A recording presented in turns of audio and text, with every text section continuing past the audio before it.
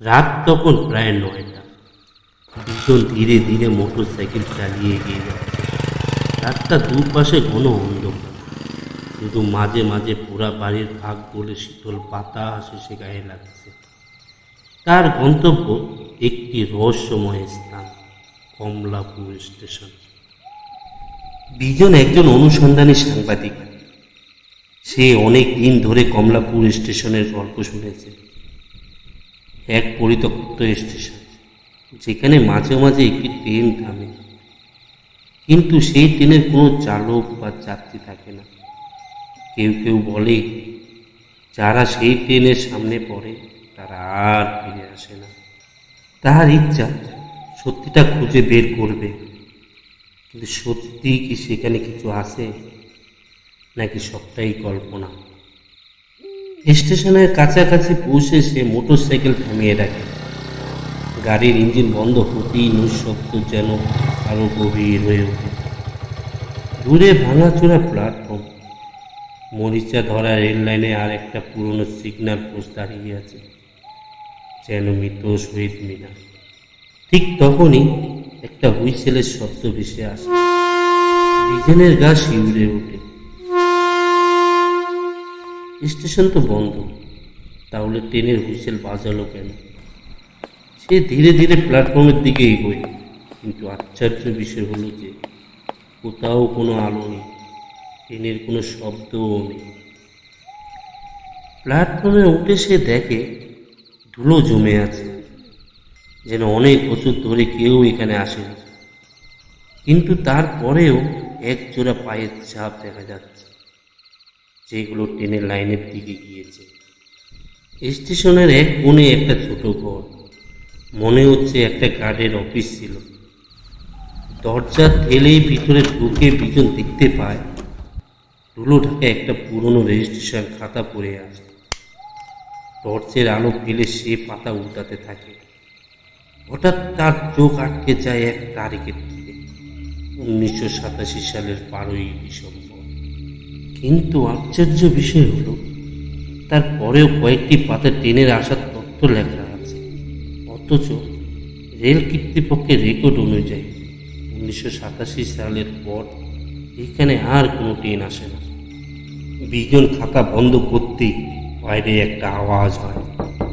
সে দ্রুত বাইরে এসে দেখে প্ল্যাটফর্মের এক কোণে একটা ছায়ামূর্তি দাঁড়িয়ে আছে। তুমি এখানে কেন? গভীর গম্ভীর কণ্ঠে প্রশ্ন করে ছায়ামূর্তিটি। বিজন ভয়ে পিছনে সরে যায়, কিন্তু সে দেখতে পায় লোকটি ধীরে ধীরে তার দিকে এগিয়ে আসছে। চাঁদের আলোয় তার মুখ স্পষ্ট, একজন বৃদ্ধ, তার চোখে এক অদ্ভুত শূন্যতা। আপনি কে? লোকটি ধীর স্বরে বলে। তুমি চলে যাও, এই জায়গাটা জীবিতদের জন্য নয়। বিজনের কৌতূহল আরো বেড়ে যায়। আপনি এখানে কি করছেন?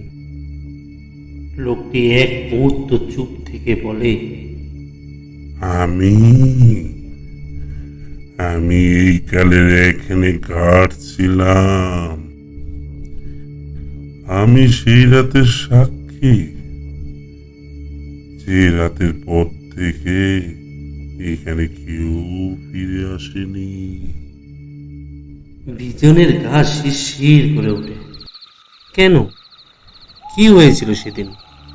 লোকটি ধীরে ধীরে বলে, সেদিন ছিল 12ই ডিসেম্বর 1987 সাল।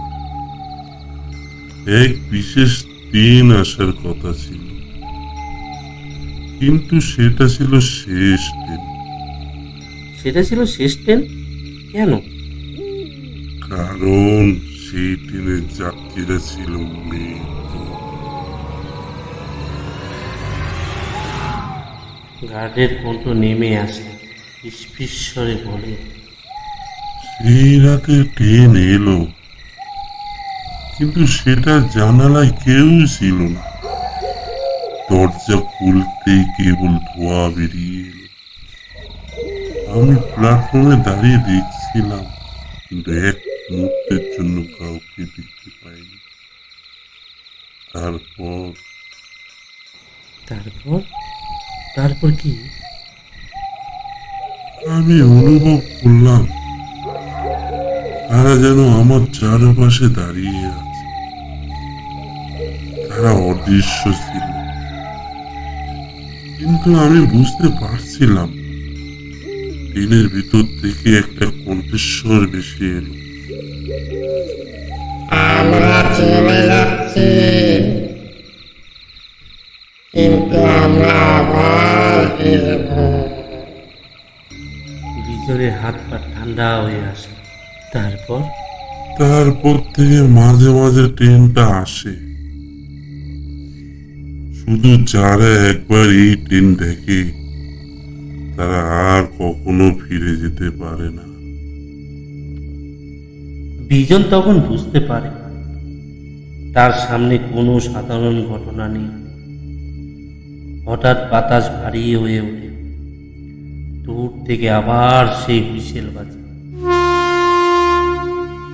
সে ঘুরে দেখে ট্রেন আসছে।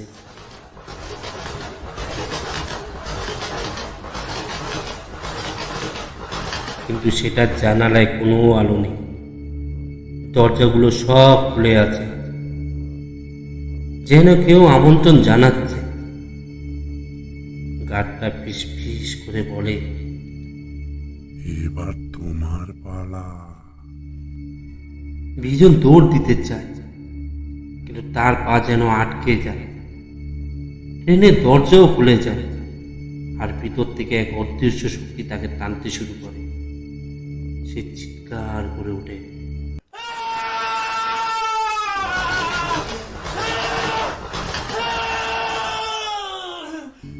এক মুহূর্তের মধ্যে ট্রেনটা স্টেশন ছেড়ে চলে যায়। পরের দিন সকালে স্থানীয় কিছু মানুষ স্টেশনে এসে দেখে দুজনেই মোটর সাইকেল পড়ে আছে, 10টা মাটিতে গড়াগড়ি খাচ্ছে। কিন্তু বিজন, সে যেন কখনোই ছিল না। কখনো ভূতের কাহিনী, কখনো হাসির নাম, নিভিদান ল্যানিং এলো রোমাঞ্চে খান। সসপেন্সে ভরা অনন্ধকারে, বাজারে কোন ভাঙছে হাসি শোরুমে বারে বারে বারে। গাওয়ারের মজা একটা বুট ছোঁয়া,